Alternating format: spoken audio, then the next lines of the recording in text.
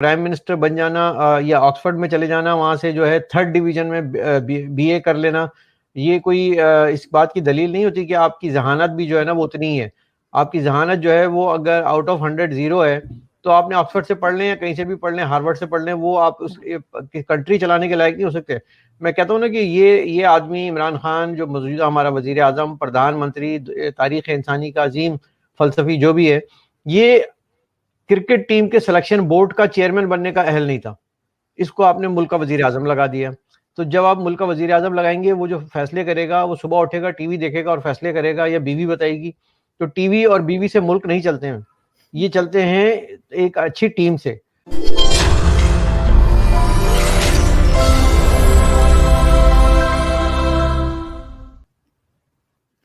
سر آپ کا ایک آرٹیکل دیکھا میں نے 1-2 دن پہلے, بڑا زبردست قسم کا آپ نے لکھا ہے, اردو میں ہے آف کورس, اور آپ نے لکھا ہے FATF کے حوالے سے کہ جی بڑا کچھ ہو گیا, جو ہے کرونا بھی نکل گیا, عید بھی ہو گئی. تو اب آپ کو کیا لگ رہا ہے اس آرٹیکل کے حساب سے, اگر ہم بات کریں کہ کس طرف حالات جاتے ہوئے نظر آ رہے ہیں؟ تو کوئی بات ہی نہیں کر رہا یہاں پہ, تو ایسا لگ رہا ہے ختم ہو گئی کہانی FATF کی. جی بالکل, ناٹ اونلی دیٹ, یہاں تو یہ بتایا جا رہا ہے کہ باقی سب اب صحیح ہو گیا ہے اور اس دفعہ ہم نکل آئیں گے. حقیقت اس کے برعکس ہے. وہ یہ ہے کہ میں نے جو آرٹیکل لکھا ہے اس میں نے اسٹارٹ اسی طرح سے کیا کہ دیکھیں, مئی کے مہینے میں ہم نے جو ہے وہ روزے بھی رکھے, عید بھی منائی, ٹھیک ہے, اور مئی کا مہینے میں جو ہے آپ کو معلوم ہے یوم مئی مزدوروں کا دن بھی منایا. 2 مئی کو ہم نے وہ جو ریڈار کا تھا دن وہ بھی منا لیا, کہ جس میں اسامہ بن لادن کو نیوی سیل آ کے اٹھا کے لے گئے تھے, اس کی بھی غم بھی منا لیا, جشن بھی منا لیا, جو بھی منانا تھا ساری چیزیں منا لی. کیا آپ کو یاد ہے کہ اب آپ کی تاریخ پیشی کی ہوتی ہے, کورٹ میں پیشی ہوتی ہے, تو پاکستان کی پیشی ہے جون کے مہینے میں فائنینشیل ایکشن ٹاسک فورس کے سامنے آپ کو جواب جمع کرانا ہے, جو کہ سال کے سال آپ کی پیشی ہوتی ہے. وہ ہوتا ہے نا کہ جب آپ کسی کو اریسٹ کرتے ہو, اس کے بعد اس کو ضمانت پہ چھوڑ دیتے ہو, پھر کہتے ہو کہ حاضری لگاتے رہنا تھانے میں, تو تھانے میں جا کے حاضری بھی لگانی ہے پاکستان کو, اور اس کی کوئی تیاری نہیں ہے. اسی پہ میں نے اپنا آرٹیکل لکھا تھا اور اسی پہ بات ہوئی ہے, لوگوں کو اب سمجھ میں آنا شروع ہوئی ہے. اور اس کے بعد میرا آرٹیکل چھپنے کے بعد نیا دور میڈیا, آپ کو پتہ ہے کہ ایک آلٹرنیٹ آواز بن گئی ہے اس وقت پوری دنیا میں صحافیوں کی, جہاں انہیں لکھنے کو موقع نہیں دیا جاتا وہ وہاں لکھتے ہیں اور وہ پوری آواز دنیا میں سنی جاتی ہے.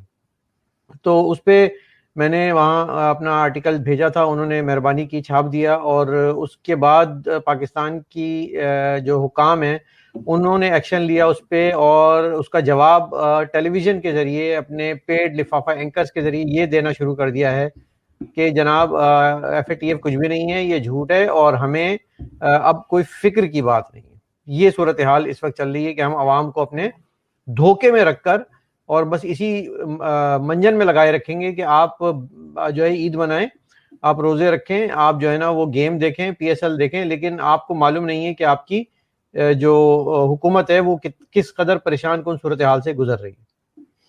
سر چھپانے سے تو کچھ ہوگا نہیں, اب ان کے تو سب کو یہ بات سمجھ آ چکی ہے کہ جو سیٹلائٹ چینلز ہیں وہاں پہ ان کے اپنے پپٹ بیٹھے ہوئے ہیں اور وہ انہی کی زبان بول رہے ہیں. لیکن جو اصلیت ہے, جو حقیقت ہے, جو ریئلٹی جسے ہم کہیں, وہ تو ان کو بھی معلوم ہے اور پبلک کو بھی پتا ہے. تو اس لحاظ سے آپ کیا دیکھتے ہیں کہ کیا ہونے جا رہا ہے؟ کیونکہ آگے جو انہوں نے مزید حالات خراب کیے ہیں, حامد میر صاحب والے واقعے کے بعد اسد طور کے ساتھ جیسا ہوا, دونوں نے ایجنسیز کا نام لیا ہے, تو اس سے FATF کے اوپر کچھ اور ان کے اوپر پریشر نہیں آ جائے گا؟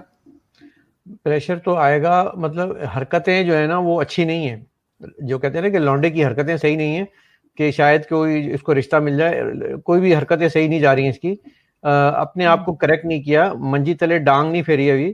تو اس کے بعد جب تک اپنے گھر کو صاف نہیں کریں گے, اپنا ہاؤس ان آرڈر نہیں لائیں گے, یہ کس منہ سے FATF میں جائیں گے؟ یہ مطلب بات کلیئر ہو گئی ہے.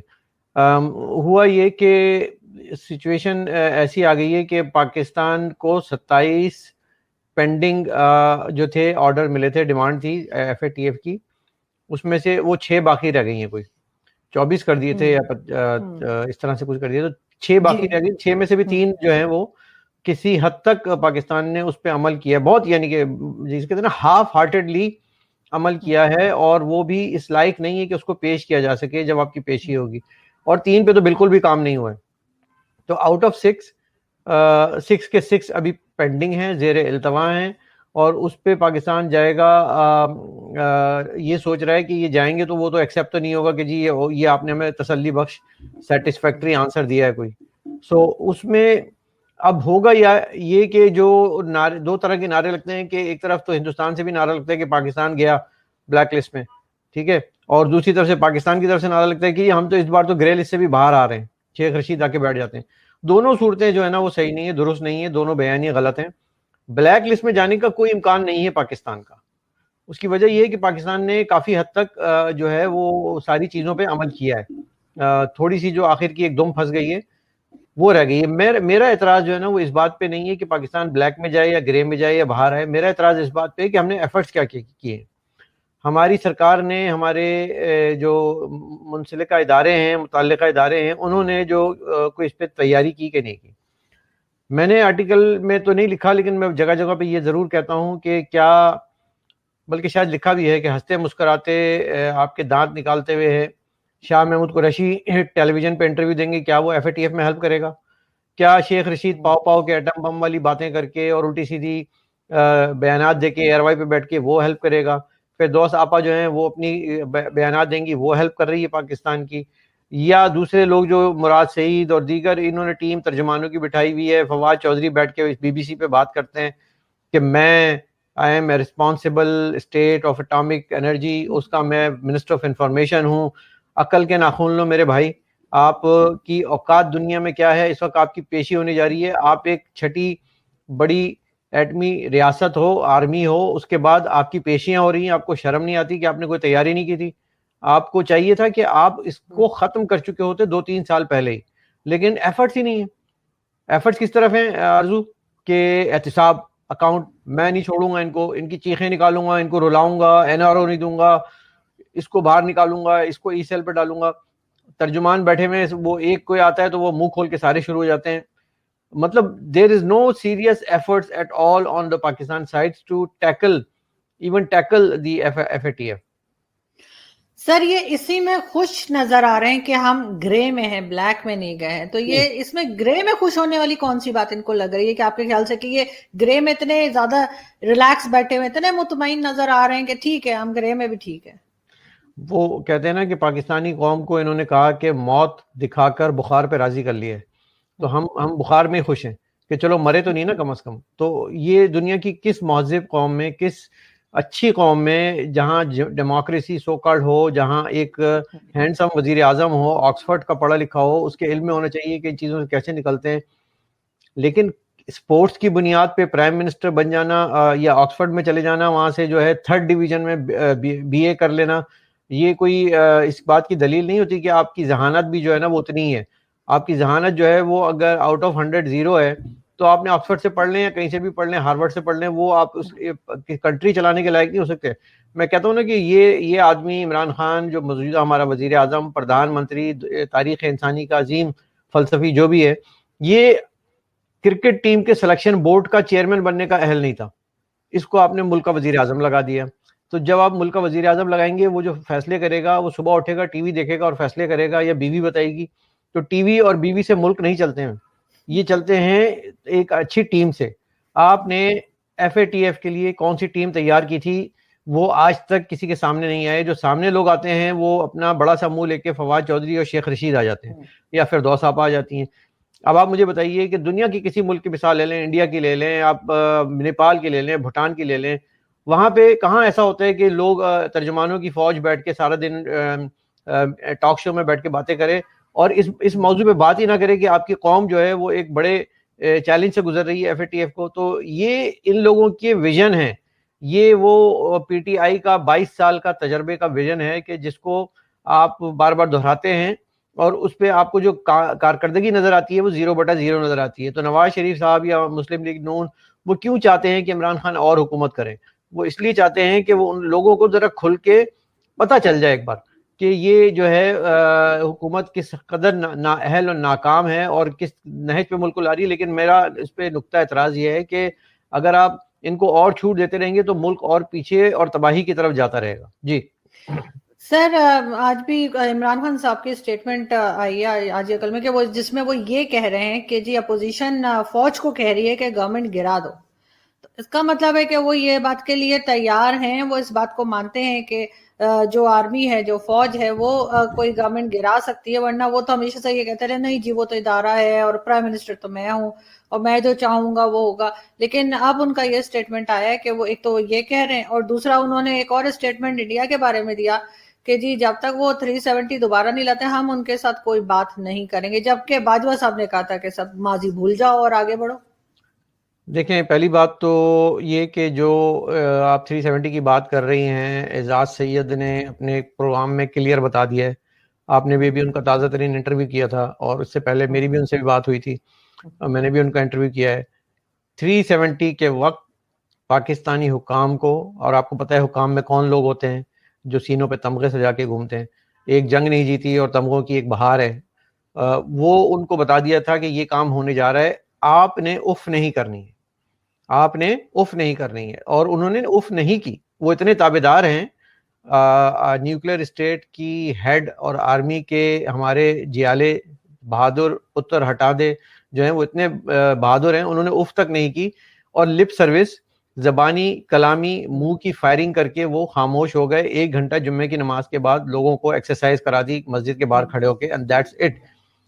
کشمیر کو ان کو پتا تھا کہ یہ ہندوستان کا حصہ ہے اور ہندوستان اس کو لے کر رہے گا, اور کیونکہ ان کی حکومت ایک جمہوری حکومت ہے, ایک تسلسل ہے, کنٹینیوٹی ہے, اور وہ عوامی ووٹوں سے سلیکٹ ہوا ہوا پرائم منسٹر پردھان منتری ہے جس کا نام ہے شری نریندر مودی.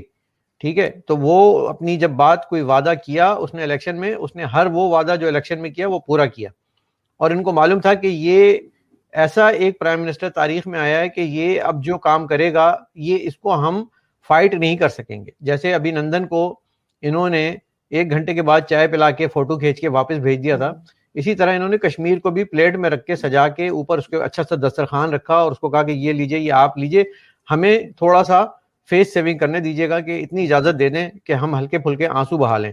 تو انہوں نے چیخیں بھی نہیں ماری, انہوں نے دہائیاں بھی نہیں دی, انہوں نے صرف ہلکے سے آنسو بہائے اور کہا کہ جی گڈ بائے کشمیر, اور کشمیر ان کا چلا گیا. یہ اتنے نااہل لوگ ہیں کہ جو اس وقت پاکستان کے حصے میں کشمیر ہے, جو پاکستان ایڈمنسٹریٹر جس کو انڈین جو ہیں POK کہتے ہیں, پاکستان آکوپائڈ کہتے ہیں, وہ بھی کل کلاں کو دے دیں گے تو یہ اف نہیں کریں گے, کیونکہ جب ان سے کہا جائے گا کہ تم نے اف نہیں کرنی تو نہیں کریں گے. تو یہ صورتحال جب آپ کی قیادت کی ہو تو وہ جمہوریت اپوزیشن ان سے درخواستیں کرتی پھرے کہ آپ نے جو ہے وہ حکومت گرانی ہے, یہ اٹھانی ہے, یہ لانی ہے. یہ جمہوریت کا حال ہے آپ کے ملک میں. جی تو جی وسعت اللہ خان صاحب جو ڈان ٹی وی پہ جو ہے وہ شو بھی کرتے ہیں, BBC میں بھی لکھتے ہیں, آپ یقیناً جانتے ہوں گے, انہوں نے کہا ان کو اگر بیٹھنے کو کہا جائے, یعنی گورنمنٹ کو بیٹھنے کو کہا جائے تو یہ لیٹ جاتے ہیں. آپ کہاں تک ایگری کرتے ہیں؟ ایک فون کال پہ لیٹ جاتے ہیں, کیونکہ ان سے اس وقت کہا نہیں جاتا کہ آپ نے لیٹنا ہے. ان سے کہتے ہیں کہ جی ہیلو دس از بل کلنٹن یا ہیلو دس از جارج بش, وہ کہتے ہیں یس سر آئی ایم ریڈی. مطلب انہوں نے سوال بھی نہیں سنا ہوتا اور وہ کہتے ہیں جی آئی ایم ریڈی, اور باقی تو آپ جانتے ہیں پھر کیا ہوتا ہے. تو وہ ایک فون کال پہ ڈھیر ہونے والی قوم مشہور ہو گئے ہیں ہم. اور شرمندگی کی بات ہے کہ جب دنیا میں ہم جاتے ہیں باہر اور لوگوں سے بات ہوتی ہے تو وہ ہمیں تانا دیتے ہیں کہ ایک فون کال پہ تمہاری قوم ڈھیر ہو جاتی ہے, کویسچن بھی نہیں کرتی, بارگیننگ بھی نہیں کرتی, ٹرمز اینڈ کنڈیشن بھی نہیں رکھتی, اپنی شرائط بھی نہیں رکھتی. اسامہ بن لادن کے وقت 9/11 کے وقت جب فون آیا مکہ دکھانے والے بہادر جرنیل کارگل کے شکست خوردہ جنرل پرویز مشرف کو, تو اس نے کہا یس سر کہا, اور کہا کہ ہم آپ کے ساتھ ہیں. جب بش نے کہا کہ آر یو ود اس اور آن دا سائڈ آف ٹیررسٹ, اس نے کہا آئی ایم ود یو. اور انہوں نے اپنے لوگ بھیج دیے, انہوں نے ڈالرز کے بدلے میں پشتونوں کو بھیج دیا. پھر امریکی جنرل اپنی کتاب میں غلط نہیں لکھتے کہ یہ اپنی ماں کو بھی بیچ سکتے ہیں پیسوں کی خاطر, ڈالر کی خاطر, لفظ ڈالر استعمال کیا تھا. تو آپ مجھے بتائیے کشمیر کیا حیثیت رکھتا ہے اور دوسری چیزیں کیا حیثیت رکھیں. لیکن سر پھر یہ کریں گے کیا, یہ کشمیر کا چورن بیچ کے تو انہوں نے فوج کھڑی کی ہوئی ہے. کشمیر کا چورن بیچنا اب ختم ہو گیا, کیونکہ وہ چورن کی پوٹلی ختم ہو چکی ہے, تو اب ان کے پاس کوئی بچا نہیں ہے. اب فلسطین کا انہوں نے تو کچھ دن رونا ہے, اس کے بعد یہ سعودی عرب کے بلبوتے پہ کچھ کام کریں گے, ادھر ادھر مسلمانوں کے ملکوں میں جا کے ماریں گے, راحیل شریف کی قیادت میں مسلمانوں کو ہی ماریں گے, ایران کا ہوا کھڑا کریں گے.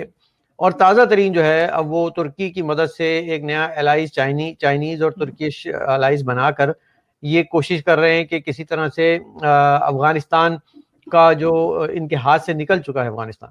یہ آپ کو معلوم ہونا چاہیے کہ افغانستان جو پاکستان کی فوج اس کو اپنا 5واں صوبہ مانتی تھی, جہاں وہ کرتا دھرتا تھے, جہاں وہ اٹھک پٹک گورنمنٹ کی کرتے تھے, جہاں وہ طالبان کو دودھ پلاتے تھے, اس کے بعد اسی نے سانپ نے ان کو جب ڈسا اس کے بعد بھی انہوں نے سبق نہیں سیکھا, اور اب افغانستان بھی ان کے ہاتھ سے نکل گیا ہے. افغانستان میں جو جذبہ پنپ رہا ہے پاکستانیوں کے ساتھ, شرمناک حد تک ہمیں افسوس ہوتا ہے کہ وہ نفرت پہ مبنی ہے. انہوں نے دیکھا کہ ہماری ویلفیئر میں کبھی پاکستان کام نہیں آیا, جب بھی ہوئی ہماری تباہی میں, جب بم گرے تو اس کے ساتھ پاکستان کا نام منسلک ہوا, اور جب اس بم پہ مرہم رکھنے کے لیے آئے تو پڑوس سے ہندوستان آیا, ہندوستان کے ڈاکٹر آئے, ان کے این جی اوز آئیں, ان کی ویلفیئر ایسوسیشن آئی. ہندوستان ہمارا روایتی ایک حریف ملک ہے جس کو ہم دشمن کہتے ہیں, لیکن آپ یہ دیکھیں کہ اس دشمن نے آج تک کوئی دشمنی والا کام نہیں کیا. سارے کام ہم نے کیے, جو پٹھان کوٹ سے لے کر اور پلوامہ سے لے کر ممبئی اٹیک سے لے کر. مرہم نہیں رکھا, ہم نے زخم لگائے, انہوں نے مرہم رکھا, ہم نے زخم لگائے, انہوں نے مرہم رکھا, انہوں نے معافی دی, اور اس کے بعد انہوں نے ریئیکٹ نہیں کیا. ایک اتنی بڑی طاقت اگر چاہے تو ایک سرجیکل اسٹرائک کے ذریعے یہ سارا سسٹم ختم کر سکتی تھی, لیکن چونکہ ان کے آئین میں لکھا ہوا ہے کہ وہ کسی کے ملک میں انٹرونشن نہیں کرے گی, فوجی انٹرونشن نہیں کرے گی, تو انہوں نے آج تک نہیں کی. بالکل صحیح.